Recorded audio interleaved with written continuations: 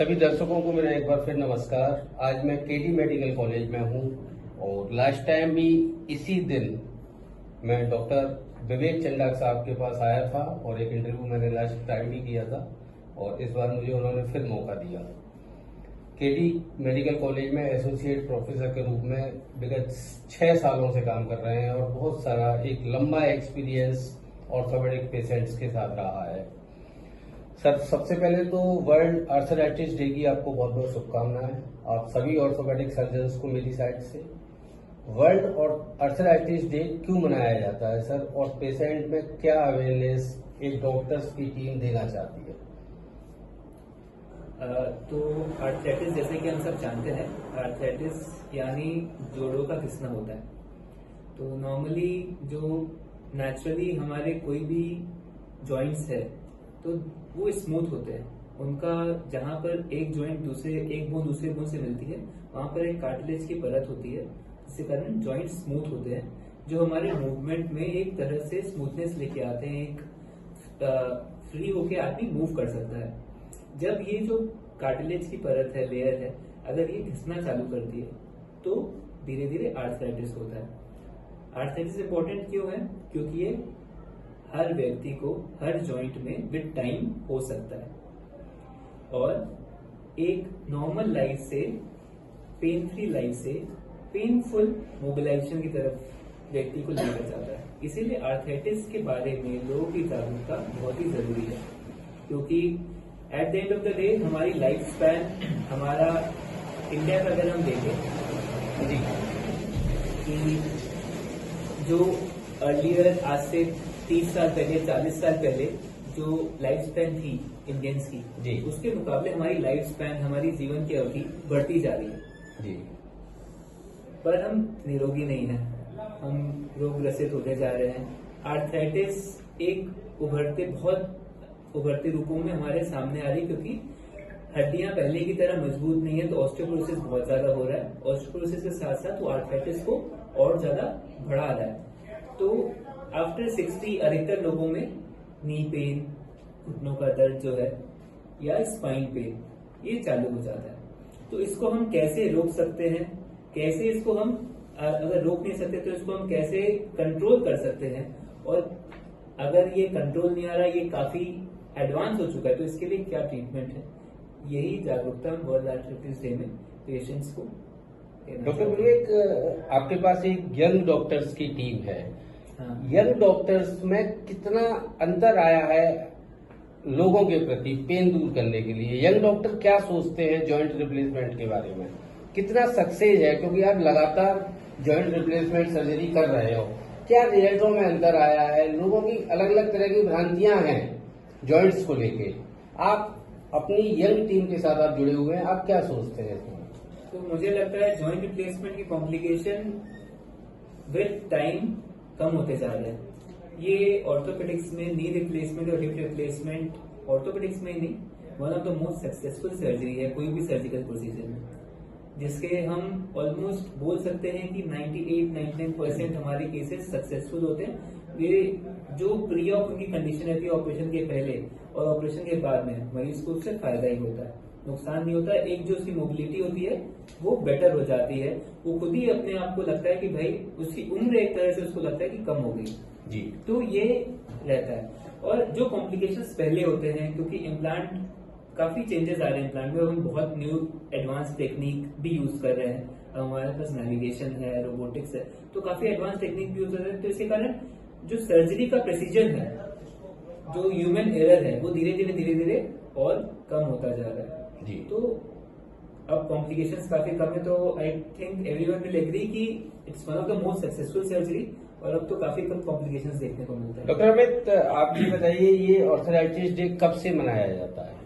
Arthritis day की शुरुआत 1996 में हुई थी। ये यूरोपियन यूनियन ने करी थी सबसे पहले स्टार्ट। इसे world arthritis day also known as वैड इन शॉर्ट। 1996 या तो अमित सर, आप इस यूनिट में काम करते हैं, विवेक साहब के साथ काम करते हैं, आपको कैसा लगता है लोगों का जब पेन खत्म होता है जॉइंट रिप्लेसमेंट का या और भी बहुत सारी जॉइंट से संबंधित चीजें या बॉडी से संबंधित चीजों को, आपको कैसा लगता है? नहीं, जब पेशेंट पेन के साथ आता है तो लगता है कि इसका दर्द दूर करें, लेकिन जब मरीज का इलाज करते हैं, मरीज का दर्द ठीक होता है तो बहुत खुशी होती है, बहुत अच्छा लगता है। पेशेंट बहुत दुआएं देकर जाता है, पेशेंट बहुत खुश होता है, पेशेंट और पेशेंट्स को भी भेजता है। ये सब सर के अंडर ही सीखा है, सर ही आगे भी गाइड करते हैं कि कैसे और बेटर कर सकते हैं पेशेंट की केयर को। सर, जैसे आपके 2 जूनियर डॉक्टर पीछे भी हैं, तो कई बार पेशेंट को आप लोगों को समझाना पड़ता है, तो आप किस तरह से गाइड करते हैं पेशेंट को, खासतौर से जॉइंट्स के लिए या एक्सीडेंटल केस में किस तरह से उसको रिलैक्स देते हैं?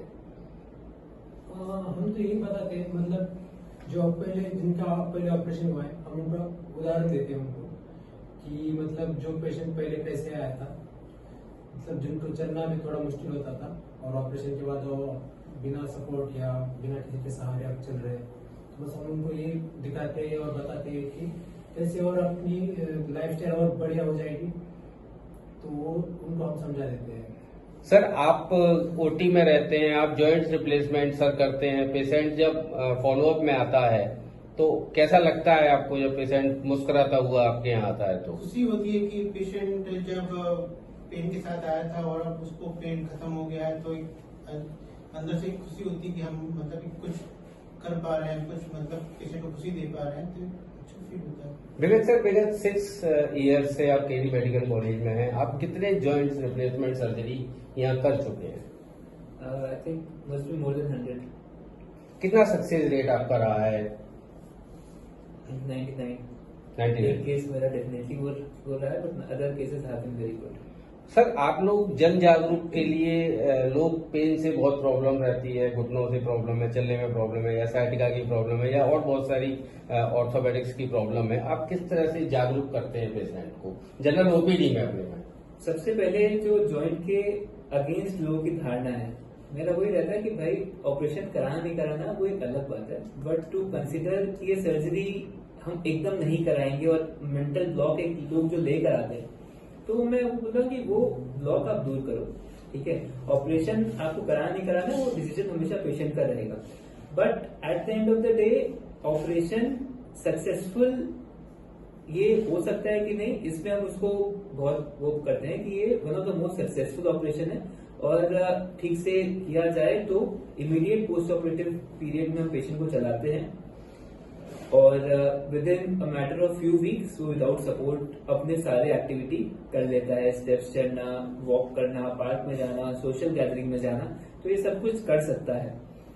जो पहले की धारणा होती है जमीन पे बैठना, उखड़ू बैठना, हम पेशेंट को यही बोलते हैं कि भाई आप बैठ सकते हो अगर रिक्वायर्ड है तो, बट आप नहीं बैठे तो बेटर है, बट इसमें कोई बहुत मनाही नहीं है। हम आजकल हाईफ्लेक्स नी यूज कर सकते हैं, अगर आप हाईफ्लेक्स नी यूज कर रहे हो तो आप knee range of motion 120 degree 130 degree तक भी दे सकते हो, जिसमें पेशेंट जैसे पहले बैठा था वैसे भी कर सकता है। नी रिप्लेसमेंट की प्रॉब्लम सर, जैसा कि हम सुनते रहे हैं मार्केट में कि फीमेल्स को ज्यादा क्यों होती है बजाय द कंपेरिजन ऑफ मेल? तो one of the most important cause जो फीमेल को क्यों होती है इज ऑस्टियोपोरोसिस, जो हड्डियां कमजोर रहती है वो फीमेल्स की ज्यादा रहती है। Second, overweight. अगर हम इन जनरल बीएमआई कंपेयर करें एक एज ग्रुप का, हर डिकेड का 40 to 50, 50 to 60, तो फीमेल्स की बीएमआई उनकी ओवरवेट या ओबेसिटी ज्यादा रहती है। ये दो बहुत इंपॉर्टेंट कारण है जो जिसके कारण फीमेल में आर्थराइटिस है। थर्ड, उनका जो वर्किंग पैटर्न है। एक आदमी जब काम कर रहा है वो बाहर ऑफिस में काम कर रहा है, खेत पे काम कर रहा है, चल फिर रहा है। फीमेल्स अधिकतर घर पे रहती है, उनका जो काम होता है उसमें एक जगह बैठना, उकड़ू बैठना, आलती पालती मार के बैठना ये ज्यादा होता है। इन केसेस में घुटने की घिसने की जो टेंडेंसी होती है वो ज्यादा होती है। और उसके अलावा इन्फ्लेमेटरी आर्थराइटिस जो गठियावाद रोग बोलते हैं वो भी फीमेल्स में ज्यादा होता है जी। थायराइड, इन्फ्लेमेटरी आर्थराइटिस, तो ये सब कारण है जिसके कारण फीमेल में आर्थराइटिस इन जनरल पॉपुलेशन में मेल्स के कंपेयर में ज्यादा होता है। केडी मेडिकल कॉलेज की तरफ से नी रिप्लेसमेंट सर्जरी जो आप करते हैं, आप लोगों से क्या कहना चाहेंगे? आप लोग क्या सुविधाएं यहाँ पे देते हैं? यहाँ की ओटीज, यहाँ के जो जहाँ पेशेंट भर्ती होता है स्टाफ का क्या कहना चाहेंगे सर इस सब चीज पे आप? यहाँ कोई भी कॉर्पोरेट हॉस्पिटल से कम सेवाएं नहीं है। हमारे पास मॉड्यूलर ओटी उपलब्ध है, हमारे पास ऑलमोस्ट बेस्ट इम्प्लांट्स उपलब्ध है, हमारे पास अच्छे स्टाफ है, प्रॉपर पोस्ट ऑप केयर है, प्रॉपर आईसीयू केयर है, और ये सब जो रेट है जी। एक बहुत ही सस्ते रेट पर जी कॉर्पोरेट से 1/3 रेट में हम काम कर रहे जी। हैं। हम सेम फैसिलिटी दे रहे हैं। हम खुद बाहर से ट्रेन होकर आए हैं। हम वो ट्रेनिंग यहाँ पेरीफेरी में एक 2 टायर सिटी में, मथुरा जैसी स्थिति में जैसे सिटी में वो दिल्ली या बॉम्बे या हैदराबाद वाली सेवाएं हम यहाँ प्रोवाइड करते हैं पेशेंट्स को। यहाँ ECHS, आयुष्मान, सारे हेल्थ इंश्योरेंस सब कुछ है। और अगर कोई कैश का ही पेशेंट है तो उसके जो पैकेज है बाहर के मुकाबले ऑलमोस्ट 1/3 है। 30-33% के रेट्स में हम काम कर रहे हैं। सर, सराउंडिंग एरिया में केडी मेडिकल कॉलेज में आप वर्ल्ड आर्थराइटिस डे के मौके पे लोगों से क्या कहना चाहेंगे, लोगों को क्या सुझाव देना चाहेंगे ऑर्थोपेडिक्स के संबंध में? KD medical college orthopaedic department. Arthritis से डरने की जरूरत नहीं है। हर आर्थराइटिस का मतलब ऑपरेशन नहीं होता है, ये सबसे बड़ी चीज है। ऑपरेशन एंड स्टेज आर्थराइटिस में होता है। मरीज सोचता है घुटने का दर्द है, डॉक्टर के पास जाएंगे, डॉक्टर घुटना बदली कर देगा, इसलिए डॉक्टर के पास जाते नहीं है। फिर वो उस स्टेज पे जाते हैं जब एक्चुअली में घुटना बदली करने की जरूरत पड़ती है, तो उसको लगता है यार ये तो जहां भी घुटने की दर्द होती है डॉक्टर बोलते हैं घुटने बदल दो। आप आर्थराइटिस का अर्ली ट्रीटमेंट लो। आपको जैसे ही सिम्टम्स आ रहे हैं उस समय आप डॉक्टर से कंसल्ट करो। एक्सरसाइज, फिजियोथेरेपी, थोड़ी सी जीवनचर्या में मॉडिफिकेशन, लाइफस्टाइल मॉडिफिकेशन करके विदाउट मेडिसिन आर्थराइटिस का बहुत बेटर इलाज है। हम अधिकतर लोगों को बोलते हैं आप अपना वेट कम करो, ऑस्टियोपोरोसिस जो हड्डियां कमजोर है उसका ट्रीटमेंट करो, एक्सरसाइज करो। ये अंतिम क्वेश्चन से पूछ रहा हूँ, आप 4 ऑर्थोपेडिक सर्जन मेरे सामने बैठे हुए हैं, आप लोग सर अपने को रिफ्रेश कैसे करते हैं? इतनी व्यस्तता की लाइफ में, इतना पेनफुल लाइफ पेशेंट्स की होती है, उनको संभालना, उनको रेल्स देना, किस तरह से आप रिफ्रेश रखते हैं अपने को? देखिए, मैं अपना अगर बताऊं तो मुझे तो ऑर्थोपेडिक्स मेरे लिए ड्रीम ब्रांच थी, तो मेरा तो जज्बा है सर्जरी करना जी। तो मैं थकता नहीं हूँ इससे जी घर जाता हूँ, 2 छोटे बच्चे जो थकावट होती है वो दूर कर देते हैं। जी। बाकी ये हमें सर आप बताइए, आप तो यंग और डायनेमिक सर्जन हैं, आप किस तरह से अपने को रिफ्रेश रखते हैं इतनी शेड्यूल लाइफ में, मतलब इतनी बिजी लाइफ आपकी रहती है? मैं तो हॉस्पिटल से जाता हूँ, उसके बाद मैं वॉक पे जाता हूँ और फैमिली के साथ टाइम स्पेंड करता हूँ। That's it. इसी में मैं पेशेंट ठीक होने के बाद सर कभी आपको लगता है उससे भी आपको रिफ्रेशमेंट मिलता है? बहुत बढ़िया। आई थिंक उससे रिवार्डिंग हमारे लिए लाइफ में कुछ नहीं हो सकता। जो वो एक तरह से आज पेशेंट ठीक होता है तो वो जो आशीर्वाद हमें देता है, जो दुआएं देता है, मेरे को लगता है that keeps us going. Sir, जब पेशेंट आपका कोई मोटरसाइकिल चलाता है या कार चलाता है नी रिप्लेसमेंट कराने के बाद, या साइकिल चलाता है या पैदल चलता हुआ आता है, ये मेरा लास्ट क्वेश्चन है, आपको कैसा महसूस होता है? कितना रिफ्रेशमेंट आप उससे लेते अभी हैं? आपको बताऊंगा। मैं यहाँ पर चंद्रोदय मंदिर है, जी। एक दिन शायद सावन के टाइम पे वहाँ पर कुछ फंक्शन था तो मैं वहाँ गया था, तो मुझे पार्किंग की जगह नहीं मिल रही थी, तो मैंने थोड़ा सा खिड़की नीचे करी और बाहर देखा तो एक गार्ड आया, बोला डॉक्टर साहब केडी में हो? बोला हाँ। बोला आपने मेरे घुटने का ऑपरेशन किया था, नी रिप्लेसमेंट था, घुटने का फ्रैक्चर था। जी जी।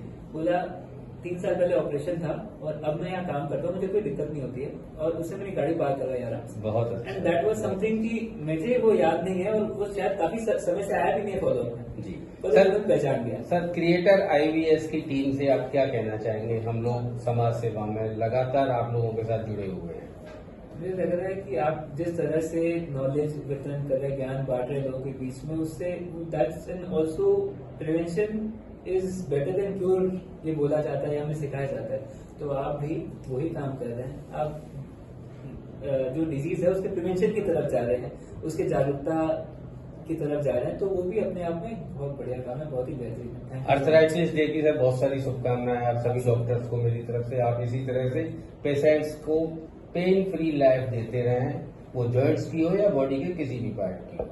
केडी मेडिकल कॉलेज को धन्यवाद बहुत बहुत।